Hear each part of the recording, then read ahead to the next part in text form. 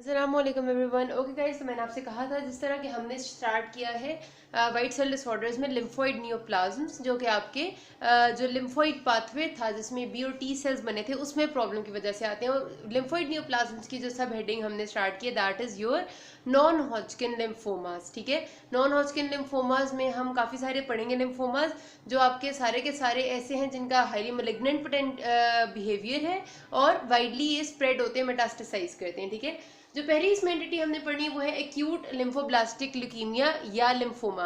मैंने आपको कहा था पहले भी कि ल्यूकीमिया और लिम्फोमा में डिफरेंस ये होता है कि ल्यूकीमिया जो है उसमें मैनिफेस्टेशन आपकी स्टार्ट होती है in your peripheral blood and bone marrow. मतलब आपको पहले आपको पेरिफेरी जो आपका ब्लड है जो आपके ब्लड वेसल्स में फिर रहा है और जो बोन मैरो वहां पर स्टार्ट ऑफ कैंसरस सेल्स नजर आएगी। और जो लिम्फोमाज है उसमें आपके लिम्फोइड जो लिम्फ नोड्स है उसमें नजर आता है। लेकिन इसको हम कहते हैं कि एक्यूट लिम्फोब्लास्टिक ल्यूकीमिया भी हो सकता है या लिम्फोमा भी हो सकता है, क्योंकि इसकी प्रेजेंटेशन दोनों तरह से हो सकती है। बेसिकली ये जो एक्यूट लिम्फोब्लास्टिक ल्यूकीमिया ना, इसमें भी एक सिंगल एंटिटी नहीं है, ये भी मल्टीपल काफी सारी चीजों को कवर करती है, क्योंकि इसके अंदर भी डिफरेंट तरह की जेनेटिक म्यूटेशन हो सकती हैं। मसला क्या है, सबके सब जो भी इसके अंडर आएंगे वो सारे लिम्फोब्लास्टिक स्टेज में अरेस्टेड सेल्स होंगे। यानी कि आपको मैंने बताया था कि सबसे पहले क्या होता है, हमारे पास एक स्टेम सेल था, स्टेम सेल से हमारे पास निकलता है एक लिम्फोइड प्रोजेनिटर और एक माइलॉइड प्रोजेनिटर। ठीक है, ये लिम्फोइड प्रोजेनिटर हमारा मेन कंसर्न है इस वक्त। लिम्फोइड प्रोजेनिटर से बनते हैं लिम्फोब्लास्ट्स और लिम्फोब्लास्ट से बनते हैं बी एंड टी लिम्फोसाइट्स। ठीक है, तो ये जो लिम्फोब्लास्टिक स्टेज है ना, दिस इज प्रीमेच्योर स्टेज। इसके बाद आपके बीओटी लिम्फोसाइट्स बनने हैं। अगर आपके पास इस लिम्फोब्लास्टिक स्टेज में अरेस्ट हो जाता है, इससे आगे नहीं बन सकते, तो उसको हम कहते हैं या तो premature B and T cell neoplasms को हम कहते हैं, क्योंकि इसमें प्रीमेच्योरिटी होती है, या फिर हम इनको दूसरा नाम देते हैं एक्यूट लिम्फोब्लास्टिक ल्यूकीमिया या लिम्फोमा। और ल्यूकीमिया या लिम्फोमा दोनों नाम हम इसके लिए इसलिए इस्तेमाल करते हैं क्योंकि ये कभी कभार आपके लिम्फोमा के तौर पे प्रेजेंट करते हैं इनिशियली, और कभी ल्यूकीमिया के तौर पे इनिशियली प्रेजेंट करते हैं। कभी कभार मिक्स्ड पिक्चर होती है। ऐसा होता है कि आपके जो बी सेल्स हैं, मतलब जो बी सेल लिम्फोब्लास्ट हैं, वो ल्यूकीमिया के तौर पे प्रेजेंट कर रहे होते हैं, और टी सेल लिम्फोब्लास्ट लिम्फोमास के तौर पे, मतलब टी सेल का जो लिम्फोब्लास्टिक स्टेज है वो आपके लिम्फ नोड में नजर आएगी आपको, और बी सेल्स की ब्लड में। अच्छा जी, तो उसके बाद हमारे पास इसमें क्या सीन आता है, एक और अक्रेंस के बारे में बात है इनकी कि ये आपके पहला आपका एमसीक्यू जो आता है कि मोस्ट कॉमन जो बच्चों के ट्यूमर होते हैं, चाइल्डहुड ट्यूमर है, वो ये एक्यूट लिम्फोब्लास्टिक ल्यूकीमियाज होते हैं। और बच्चों में क्यों बहुत ज़्यादा कॉमन है ये, क्योंकि ये लिम्फोब्लास्टिक स्टेज में अरेस्ट है ना। अरेस्ट लिम्फोब्लास्टिक स्टेज का मतलब ये है कि अभी आपका मेच्योर सेल नहीं बना। ठीक है, और सबसे इनिशियल स्टेज में जाहिर सी बात है जब बच्चा पैदा होता है उसके बाद उसके अंदर बहुत सारे सेल्स हैं जो बनना शुरू होते हैं, और ये आपकी बीओटी लिम्फोसाइट्स को भी उस वक्त मेच्योरेशन की जरूरत होती है। और हमने ये देखा है कि maximum number of B cells जो मेच्योरेशन है ना वो 3 साल की उम्र तक पहुंचती है। इसलिए 3 साल की उम्र में अगर कोई प्रॉब्लम होगी, जाहिर सी बात है जेनेटिक म्यूटेशन अगर बच्चे में होगी उस टाइम पे, तो डेफिनेटली वो उस टाइम प्रेजेंट कर देगा विद द लिम्फोब्लास्टिक ल्यूकीमिया। तो बच्चों में बहुत कॉमन है। जो आपके बी सेल ट्यूमर्स है, मतलब जाहिर सी बात है कि हमारा बी सेल लिम्फोब्लास्ट्स अलग होते हैं और टी सेल लिम्फोब्लास्ट्स अलग होते हैं। ठीक है, दोनों अपनी अपनी जगह पर लिम्फोब्लास्ट स्टेज में अरेस्ट होंगे ना। तो हमारे पास जो बी सेल लिम्फोब्लास्ट है वो 3 साल की उम्र में यानी बच्चों में बहुत कॉमन है, क्योंकि उस टाइम पे बी सेल की मैचुरेशन जो है वो मैक्सिमम हो रही होती है, और ये मैक्सिमम आपके लिम्फ नोड्स में मेच्योर हो रहे होते हैं। और जो टी सेल्स हैं वो आपके एडोलेसेंस में, यानी आपकी जिसको हम टीन एज कहते हैं ना, उसमें बहुत कॉमन होते हैं, क्योंकि उस टाइम आपका थाइमस अपने मैक्सिमम साइज पे होता है और टी सेल्स की मैचुरेशन थाइमस में होनी होती है। ठीक है, तो ये आपका एमसीक्यू है, इस वजह से याद रखने के मोस्ट कॉमन चाइल्डहुड ट्यूमर आपका ये होता है। पैथोजेनेसिस की अगर मैं बात करूँ ना, तो जिस तरह हमने वैसे बात की होती है कि कैंसर में सबसे सारी सी बात है म्यूटेशन ही आती है। म्यूटेशन कहाँ आएंगी कि जो सेल का अब आपको साफ नजर आ रहा है कि स्टेम सेल से लिम्फोइड प्रोजेनिटर बनता है और लिम्फोइड प्रोजेनिटर से लिम्फोब्लास्ट बनता है। ठीक है, अब हर चीज को दूसरी में कन्वर्ट होने के लिए कोई ना कोई चीज ऐसी है, जीन्स डायरेक्शन दे रहे होते हैं कि भाई तुमने इसको इतना बनाना है, इसको इतना बनाना है। हर चीज जीन्स के कंट्रोल में होती है। जब जेनेटिक कंट्रोल बीच में कहीं पर खराब होता है तो चीजें खराब हो जाती हैं। तो लिम्फोब्लास्ट ने अब आगे बनना था बीओटी लिम्फोसाइट मेच्योर फॉर्म में, वो नहीं बन सके। डेफिनेटली लिम्फोब्लास्ट की जो कन्वर्जन थी इसको कहीं ना कहीं पर रोकथाम आ गई। तो वो मोस्ट कॉमन क्या होते हैं आपको पता है, जब भी कोई चीज ने बनना होता है या किसी चीज में कन्वर्ट होना होता है तो डेफिनेटली कोई ना कोई डीएनए है जो आरएनए में कन्वर्ट होता है, और आरएनए से कोई प्रोटीन्स बनती हैं, वो प्रोटीन्स उस पाथवे को रेगुलेट करती हैं। हमने क्या कहा था, ये जो प्रोटीन्स रेगुलेट करती हैं इस पाथवेज को, ये हमारे डिफरेंट फैक्टर्स होते हैं जिसमें ट्रांसक्रिप्शन फैक्टर्स हैं। ठीक है, अब ट्रांसक्रिप्शन फैक्टर्स की आपको पता है कि जब डीएनए से या आपका डबल स्ट्रैंडेड डीएनए से हमने मैसेंजर आरएनए बनाना होता है तो इस प्रोसेस को हम कहते हैं ट्रांसक्रिप्शन।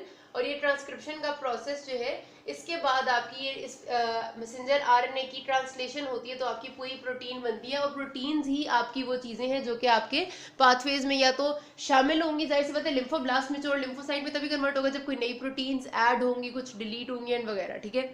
अच्छा, तो इस पाथवे का कंट्रोल है ट्रांसक्रिप्शन फैक्टर्स के पास कि आपका डीएनए आरएनए में ठीक तरह से कन्वर्ट हो। ये ट्रांसक्रिप्शन फैक्टर अगर कहीं पर सही नहीं होंगे, किसी जगह पर ट्रांसक्रिप्शन फैक्टर सही उसको कंट्रोल नहीं करेंगे, तो वो डीएनए सही तरह से मैसेंजर आरएनए नहीं बनाएगा और प्रोटीन सही नहीं बनेगी और आपका पाथवे नहीं हो सकता। तो यही देखा गया कि मोस्ट कॉमन जो प्रॉब्लम आती है वो आपकी इस ट्रांसक्रिप्शन फैक्टर्स की कमी की वजह से आती है।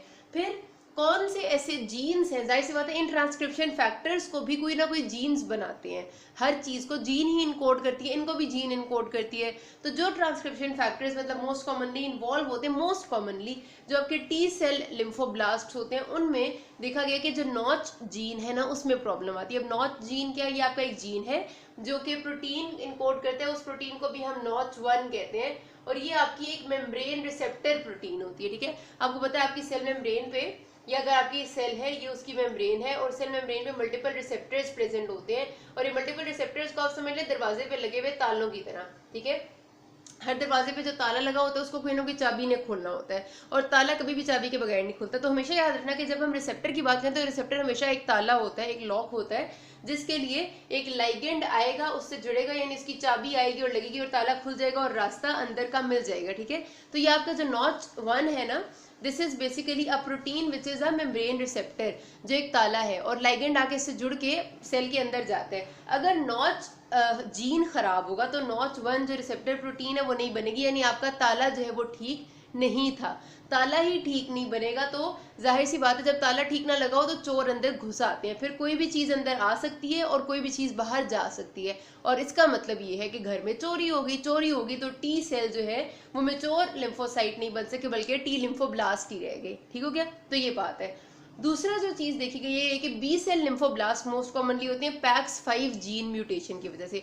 अब पैक्स5 जीन भी आपका एक ऐसा जीन है जो पैक्स5 प्रोटीन को इनकोड करता है, और ये प्रोटीन भी आपकी इसी तरह से जाहिर सी बात है सेल मेम्ब्रेन रिसेप्टर टाइप एक चीज है और बहुत सारी जगह पर इन्वॉल्व है, और जब ये खराब होगी तो आपके बी सेल लिम्फोब्लास्ट उसी स्टेज में रह जाएंगे और आगे नहीं जा सकेंगे। तो मकसद क्या था बताने का कि आपका ट्रांसक्रिप्शन फैक्टर्स, अच्छा इसमें मैंने फिर ट्रांसक्रिप्शन फैक्टर्स का तो कहीं जिक्र ही नहीं किया। तो बात ये थी कि हमारे पास जो मेम्ब्रेन रिसेप्टर प्रोटीन्स है ना, डेफिनेटली जब ये खराब होंगी तो आपके सेल के अंदर एंड आउट का मामला खराब हो जाता है, और जब ये खराब हो जाता है तो फिर आपकी ट्रांसक्रिप्शन फैक्टर्स की जो फॉर्मेशन है और जो उनकी रेगुलेशन है वो भी खराब हो जाती है, ठीक है। तो ये सारी चीजें इंटरलिंक्ड है। एक बात तो मेरी याद रखना कि एक्यूट लिम्फोब्लास्टिक ल्यूकीमिया आपका कोई सिंगल जेनेटिक म्यूटेशन की वजह से होने वाली चीज नहीं है, इसके अंदर मजीद बहुत सारी इसकी टाइप्स है और हर किसी में मल्टीपल जेनेटिक म्यूटेशन है। जो पहली बात मैंने की है ये मैंने एक जनरल बात की है कि ट्रांसक्रिप्शन फैक्टर की डिसरेगुलेशन एक ब्रॉड टर्म है जो जनरली इसमें देखी गई है, ठीक है। फिर ये वाली जो मैं बात करूंगी मैं आपको एक जनरल ये बात बता रही हूँ कि टी सेल लिम्फोब्लास्ट में मोस्ट कॉमनली कौन सा जीन इन्वॉल्व होता है और बी सेल लिम्फोब्लास्ट में मोस्ट कॉमनली कौन सा जीन म्यूटेटेड होता है, ठीक है। तो ये आपके एमसीक्यू में भी आते हैं और थोड़ा थोड़ा आपको जीन के बारे में भी इंफॉर्मेशन हो जाती है। फिर आगे वो यही बात करते हैं कि सिर्फ ये जीन्स इन्वॉल्व नहीं होते बल्कि मल्टीपल और भी ऐसी रीजंस हैं जो सारे के सारे आपस में मिलती हैं तो आपका पूरा एक कैंसर बनता है। जिस तरह आपका टायरोसिन काइनेज पाथवे है। अब टायरोसिन काइनेज आपका क्या पाथवे है, अगर मैं आपको बहुत डिटेल में ना जाऊं और सिंपली मैं आपको बताऊं तो टायरोसिन काइनेज पाथवे आपका सेल डिवीजन को कंट्रोल करता है, सेल की डिवीजन को चेक एंड बैलेंस में रखता है। जब ये पाथवे खराब हो जाएगा, ठीक है, टायरोसिन काइनेज बेसिकली आपका एक एंजाइम है जो कि फॉस्फेट की ना ट्रांसफर को जरा रेगुलेट करता है। मतलब आप इसकी डिटेल में ना जाए, बस इतना याद रखें कि सेल की जो एक डिवीजन है ना, सेल डिवाइड हो रहा है, उसको किसी ने तो कंट्रोल करना है और अगर वो पागलों की तरह डिवाइड होता रहेगा तो फिर वो हमारे लिए मसला बन जाएगा। तो टायरोसिन काइनेज उसको कंट्रोल करता है और गलत सेल्स को बीच में से रिमूव करता है। तो अगर ये टायरोसिन काइनेज पाथवे भी खराब होता है, कहीं पर ये सही नहीं काम करता, तो सेल डिवीजन को कोई कंट्रोल नहीं करता और एबनॉर्मल सेल डिवीजन होती जाती है। क्योंकि अगर कहीं पर म्यूटेशन आएगी तो उसे कोई ना कोई देखने वाला होगा। ये रास जीन जो होते हैं ना, ये भी आपके, आप ये समझ लें कि सेल की इसी तरह की डिवीजन को कंट्रोल करने के लिए आपके स्पेसिफिक फैमिली ऑफ जीन्स है। रास जीन एक पूरी फैमिली है, तो ये भी आपकी सेल की एबनॉर्मल सेल की खासतौर पे डिवीजन को रोक देते हैं। अब नॉच या पैक्स5 में अगर म्यूटेशन आ जाएगी तो ये दोनों भी खराब होंगे, तो इनको कोई रोकने वाला नहीं होगा और कोई रोकेगा नहीं तो ये म्यूटेट करते जाएंगे। तो मल्टीपल सेट ऑफ म्यूटेशंस मिलके आपकी एक्यूट लिम्फोब्लास्टिक ल्यूकेमिया बनाती है। ये मैंने मेन चीजें लिखनी है, बस इतनी भी याद रखेंगे तो आपके एमसीक्यूज आराम से हो जाएंगे, ठीक है।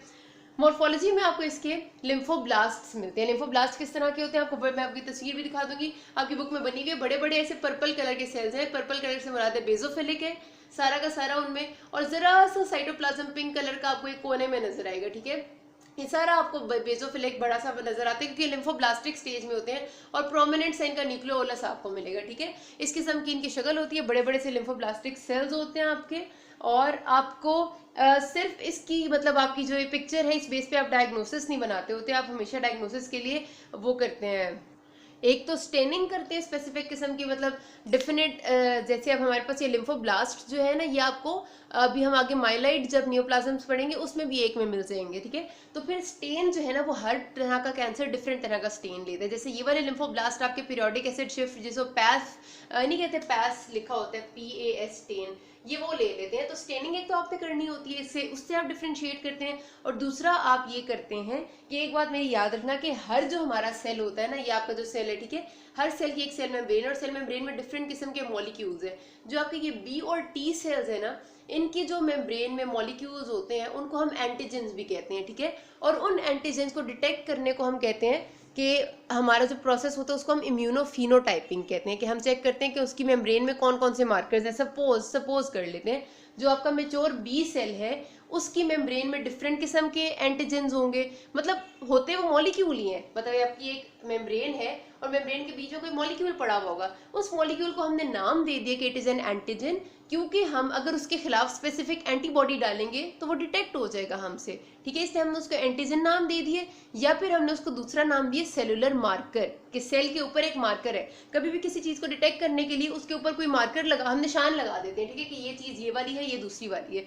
तो ये नेचुरल किस्म के आप समझ लें कि सेल के ऊपर निशान लगे हुए, किन सेल्स के ऊपर, B और T सेल्स के ऊपर। इनकी मेम्ब्रेन में अल्लाह ताला ने कुछ स्पेसिफिक किस्म के एंटीजेंस दिए हुए हैं जो इनकी डिफरेंट टाइप्स में डिफरेंट होते हैं, कि लिम्फोब्लास्ट जब ये होंगे तब इनकी मेम्ब्रेन में एंटीजेंस डिफरेंट होंगे जो सेलुलर मार्कर्स कहलाएंगे, ठीक है। इसी तरह जब ये इमेच्योर होंगे थोड़े से तब डिफरेंट एंटीजेंस होंगे, जब ये मेच्योर हो जाएंगे तो मेच्योरिटी के मार्कर्स डिफरेंट होते हैं, और वो सारे हमने सर्च से एंड रिसर्च से अंदाजा लगाने के कौन से मार्कर्स हैं। जब हम उन स्पेसिफिक मार्कर के खिलाफ एंटीबॉडी डालते हैं और हम वो वाला मार्कर डिटेक्ट कर लेते हैं तो हमें पता चल जाता है कि सेल इस स्टेज में है। इस प्रोसेस को इम्यूनोफिनोटाइपिंग कहते हैं। तो इम्यूनोफिनोटाइपिंग से हम डिटेक्ट करते हैं कि सेल है कौन सा, ठीक है। तो सेलुलर मार्कर का कॉन्सेप्ट किसी को ना समझ आए आपने मुझसे पूछ लेना, बहुत सिंपल सी बात है। आप समझ लें कि बस आइडेंटिटी के लिए ना उनकी मेम्ब्रेन में कुछ स्पेसिफिक मॉलिक्यूल्स हैं जो पड़े हुए हैं, उनको हम मार्कर कहते हैं, ठीक है। तो आपने हमेशा डायग्नोसिस के लिए सिर्फ लिम्फोब्लास्ट पे रिलाई नहीं करना होता, बल्कि आपने स्टेनिंग एंड इम्यूनोफिनोटाइपिंग करनी होती है। ये आपसे पूछते होते हैं, याद रखनी है बात। बाकी अगले पार्ट में करेंगे, तो कोई मसला हो you can ask me. Thank you.